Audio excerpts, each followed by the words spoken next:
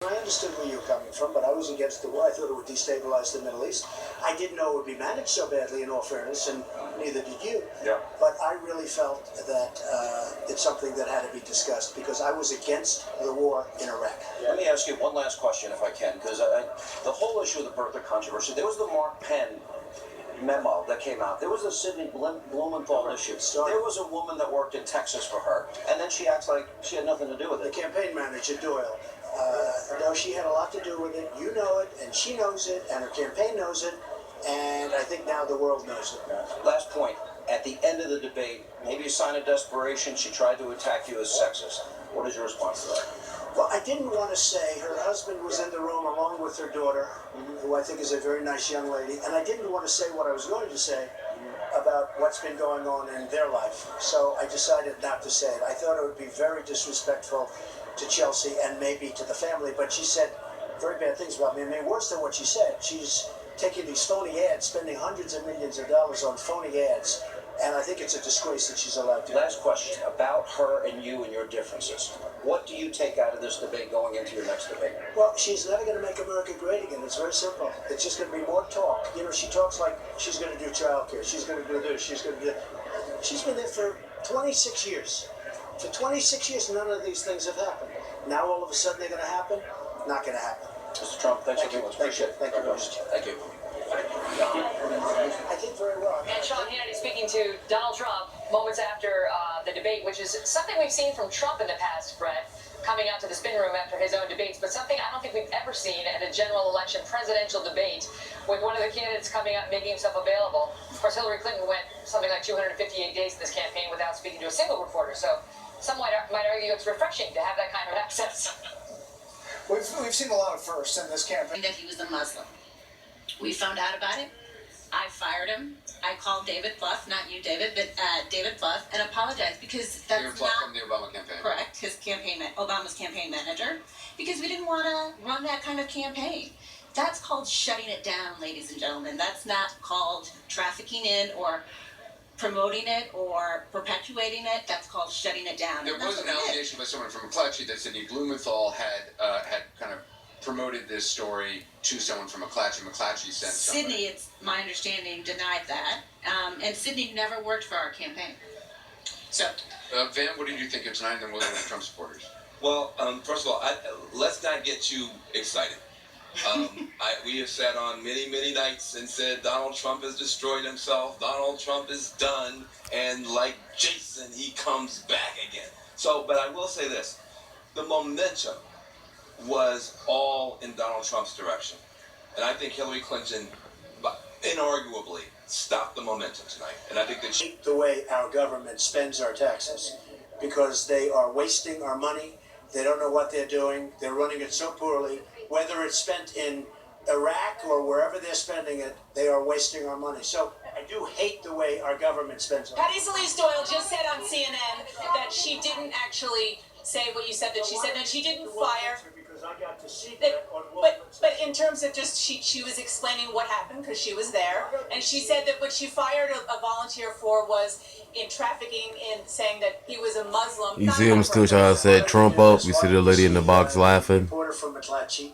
Why don't you speak to Sidney Blumenthal, because he's never going to tell you the truth. But why don't you also just take a quick look at what she actually said to Wolf Blitzer? Did you take the bait? Did you take Hillary Clinton's bait? You hear that? The fact that I was able to get him to put up his birth certificate, and Hillary Clinton failed because she can't bring it home. I mean, she just can't bring it home, and she'll fail with jobs, and she'll fail all the way along the line. And I think we proved that tonight. She failed with getting him to do it. I got him to do it, so I'm very proud. Look at Melania. You never answered that question. Say it. Will you accept the outcome of the election? Oh yes, absolutely. Things seem like it in a presidential debate. And so the first part of this debate, he was very much on the side of change, that he painted her into the status quo corner. He was effective on his trade argumentation, but then like a runner, he just ran out of gas. And as he fatigued, he became more incoherent as we got to the most sensitive issues on the back candidates. And to Nicole's point, I don't think you'll see his numbers collapse, but I think you'll see his momentum stop. And I think that once the momentum stops, you're going to start to see this race spread a couple of points in Hillary Clinton's direction. And when those averages are at 2.3 points, you pick up 1.3, 1.5 points, you start to get a lead outside the margin of error nationally. That becomes very significant in a close presidential contest. Steve Schmidt, thanks so much to discuss there. You hear that, folks? That's what they think about your boy. Special guest, Chris. I sure do, Brian. I've got Jonathan Best, who's the chairman of the Clinton campaign. Look at Mr. Spitz. He's spitting all over that clipboard right now. Secretary Clinton. Go after Trump on the $14 million he inherited from his father, which really gets to his ego. Going after him on his budget plan, which is going to blow the budget by $5 trillion. Going after him failure to reduce his tax returns. Going after him stiffing suppliers. At each point, sticking him on something economic, something where he takes his ego from, and trying to get him to explode, in which he gradually worked up his temperament problem. Was this all strategic as you laid it out?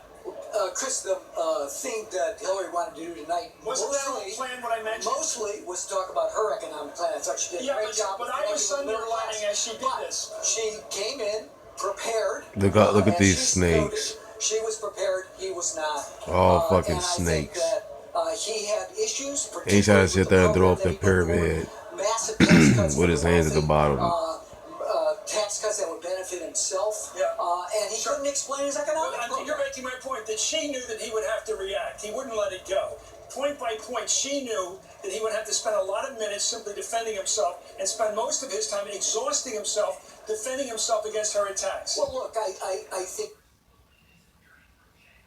Surprising, but nothing on the Clinton Foundation, nothing on the pay to play, nothing on Saudi Arabia, nothing on the Russia uranium deal. None of that was mentioned, and I mean, really, nothing on Benghazi, nothing on not being in the Situation Room. Maybe that'll come in later debates, but I thought that was disappointing from Lester Holt, and I mean, it was a little bit surprising for me just because I've known him throughout the years.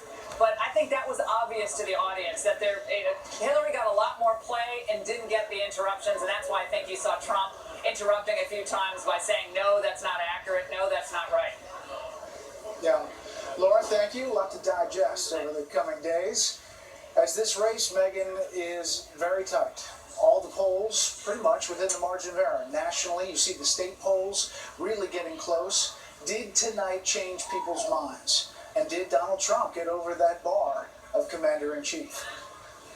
And how, if at all, will tonight's performance change what we see from either of these candidates going forward? We'll get a taste of that in moments as they come out to the spin room here.